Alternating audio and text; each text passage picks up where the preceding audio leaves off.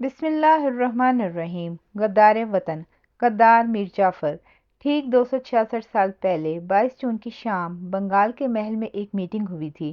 یہ میٹنگ محل کے مالک کے پرسنل بیڈ روم میں ہوئی تھی اور اس میٹنگ میں 3 لوگ موجود تھے۔ ایک انگریز محل کا مالک اور اس کا بیٹا۔ انگریز فراوانی سے ہندی، فارسی اور بنگالی بول سکتا تھا، لہٰذا اس نے محل کے مالک کے سر پر قرآن اور اس کے بیٹے کے سر پر اس کا ایک ہاتھ رکھا اور قسم اٹھوائی کہ وہ وہی کرے گا جو انگریز اسے کہیں گے، اور اگر وہ ایسا ہی کرے گا تو انعام میں اسے طاقت اور حکومت دی جائے گی۔ لیکن میٹنگ کے آخر میں انگریز کے سامنے ایک شرط بھی رکھ دی گئی جو انگریز نے مان لی۔ چونکہ میٹنگ کامیاب ہو گئی تھی اس لیے اگلے دن انگریزوں نے ایک لڑائی کا فیصلہ کیا، حالانکہ جیتنے کا کوئی چانس ہی نہیں تھا کیونکہ انگریز بمشکل 3100 تھے جبکہ ان کا مقابلہ 50,000 کے ساتھ تھا، اور 50,000 بھی ایسے کہ جن کے پاس اتنی بڑی بڑی توپیں تھیں کہ انہیں سفید رنگ کے بڑے بڑے 50 بیل کھینچ رہے تھے۔ ان بیلوں کو بہار میں پالا ہی اس مقصد کے لیے گیا تھا کہ وہ لوہے کی توپیں کھینچ سکیں، اور ہر توپ کے پیچھے ایک بڑا ہاتھی اسے دھکا دے رہا تھا۔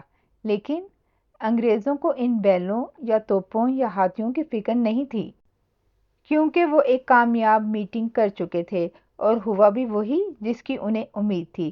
جب لڑائی شروع ہوئی تو 50 میں سے 45,000 فوج خاموشی سے پیچھے ہٹ گئی اور محض 11 گھنٹے کے اندر بنگال کا پورا صوبہ انگریزوں کی جھولی میں جا چکا تھا۔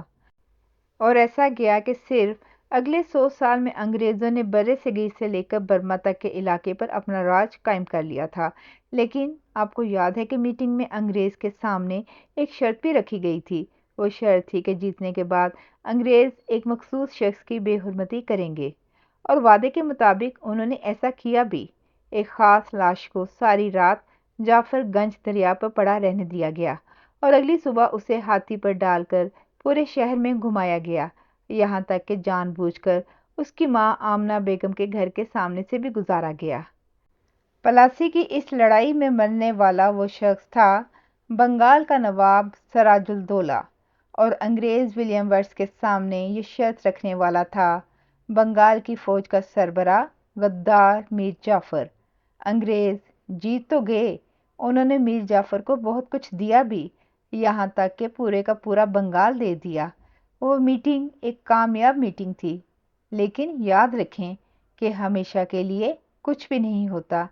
ایک دن ایسا آیا کہ میر جعفر بھی ذلیل ہو کر مر گیا۔ ایک دن ایسا آیا کہ انگریز بھی ہندوستان سے واپس چلے گئے۔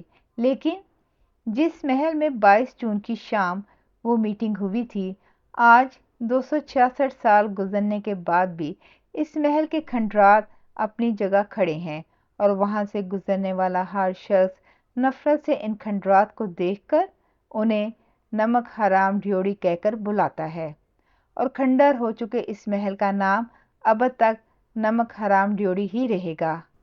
شکریہ۔